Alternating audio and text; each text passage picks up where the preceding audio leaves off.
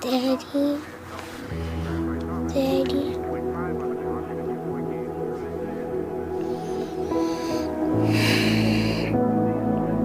Yes, honey. Can't you sing Burning? Why can't you stay? Come on, Patty.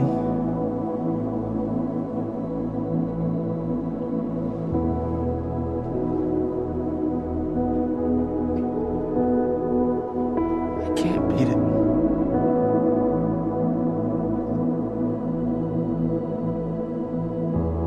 I can't beat it. I'm sorry. You know that exact feeling, don't you? Not sadness. Sadness is an active emotion. Sadness is crying.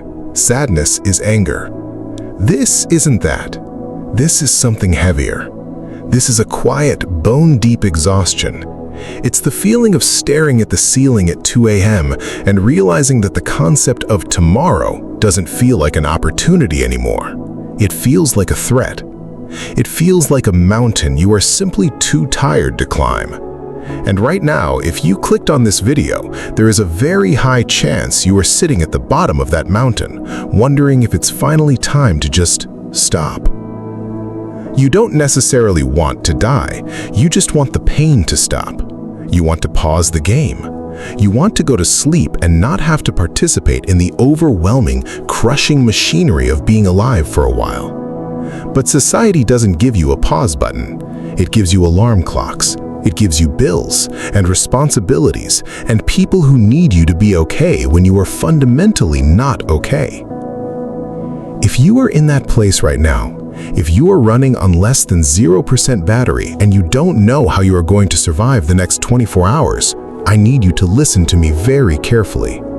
I am not going to tell you to cheer up. I am not going to tell you that everything happens for a reason.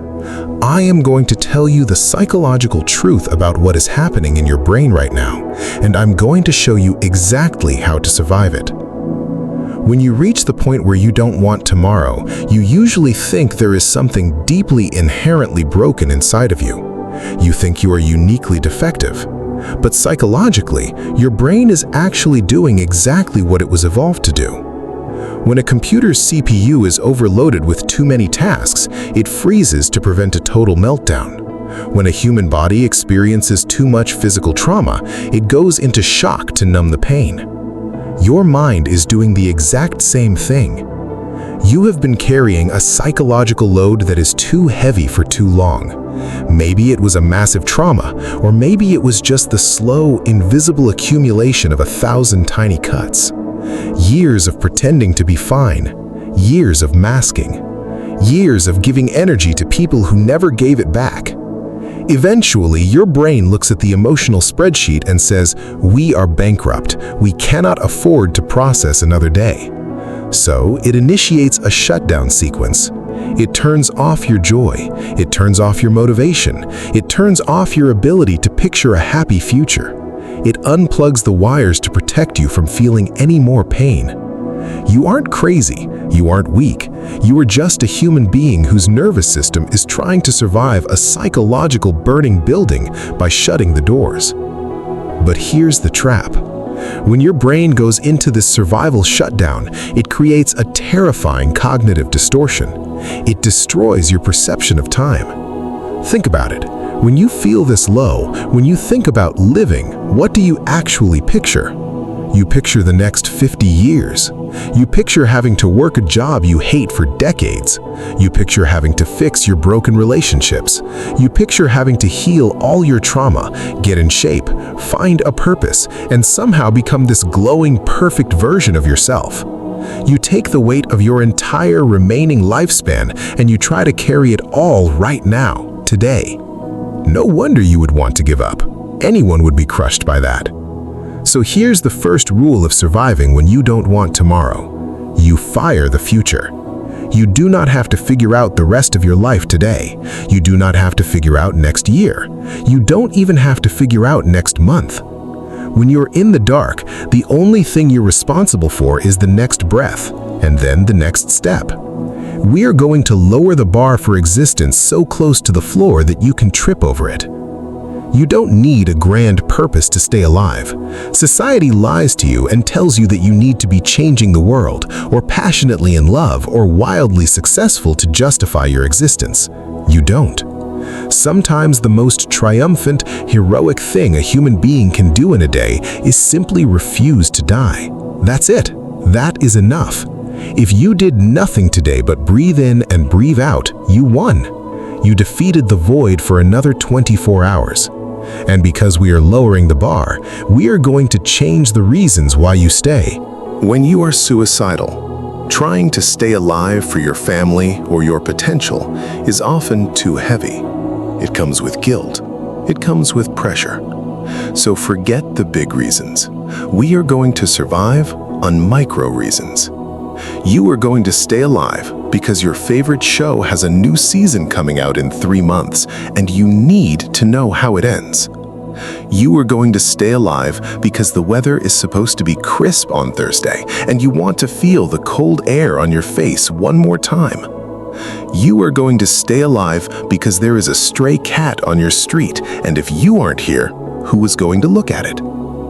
You are going to stay alive for the first sip of coffee tomorrow morning. You are going to stay alive out of pure, stubborn curiosity, because you don't actually know what happens next. The depression tells you that it knows the future. It tells you that tomorrow will be exactly as painful as today. But depression is a liar. It is a filter over your eyes that only lets in the dark light. You don't know what happens next Tuesday. You don't know who you're going to meet in 3 years. You don't know the jokes you haven't laughed at yet, the music you haven't heard yet, the random, absurd moments of beauty that are waiting for you further down the timeline. If you leave the theater now, you miss the plot twist. There is a concept in psychology known as the window of tolerance. It's the zone where your nervous system feels safe and regulated. Right now, your window is shattered. You are entirely outside of it. The goal isn't to suddenly jump back into being a happy, fully functional person. The goal is to just build a tiny shelter right where you are. If you can't get out of bed today, that is okay.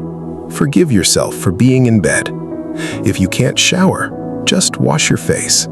If you can't eat a meal, eat a piece of bread. If you can't talk to a friend, just send a text that says, "I'm having a hard time." Fractional survival is still survival. Because here is the secret that the darkness doesn't want you to know. Feelings are not permanent. I know it feels permanent. I know it feels like this heavy, suffocating blanket has been nailed to your floor and you will never escape it. But human neuroplasticity is a miracle. Your brain is constantly rewiring itself. The chemistry that is currently drowning you is not static, it is fluid. The wheel turns, the weather breaks. You do not have to believe me right now. You don't have to have hope. If you have zero hope left, let me carry it for you. You can just exist. You can just be an observer in your own body for a little while. Surviving when you don't want tomorrow is the ultimate act of rebellion. It is looking into the void, looking at the universe that threw all this pain at you and whispering, "No, I am not done yet." You have survived 100% of your worst days so far. You have an undefeated track record against the darkness. Do not give up your streak today. I am glad you're here. Even if you are tired, even if you are broken, the world is objectively better with you in it. Stay, just for today. And when tomorrow becomes today, we'll figure that out too.